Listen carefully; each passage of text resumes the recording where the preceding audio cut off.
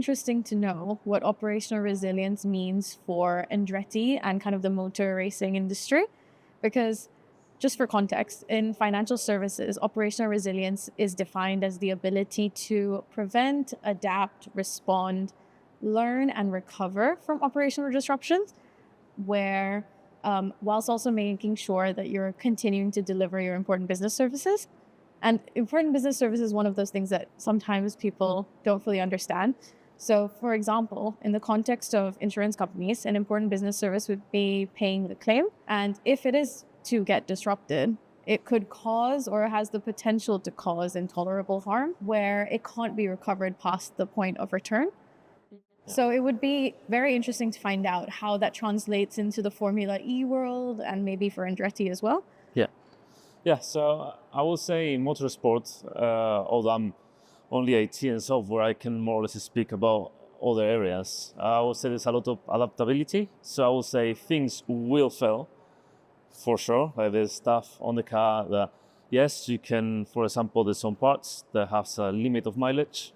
So past that mileage, you should change that part. So you avoid problems, but there was always going to be problems. So what you do is you make sure you have lots of backups of IT things, backups of parts of the car, and backups of other things, so you can react quickly to that problem and solve it quickly. I will give you some examples. When the car is running, we have our chief mechanic noting down all the mileage of all the parts in, I think it's a spreadsheet, so it will flag up to say, okay, this part is, although he will probably know before the event, he will do a pre-analysis of what other parts are going into the cars. So he will know, okay, probably take into account the mileage we're gonna do in the free practice, we will for sure need to change this part before the race. So they might just preempt it and change it at the very beginning of the event. Yeah. So they avoid changing it during the event. Yeah. But that's a way of preventing an error on the car. Yeah, it's like preparing in case if anything was to go wrong, and also knowing exactly how the system's going to flow through. Exactly. I think that makes a lot of sense. Yeah. So in terms of IT, there's not much I can do during the year because after the season finishes, the things come back. So I can do maintenance, so clean all the servers and make sure everything is ready.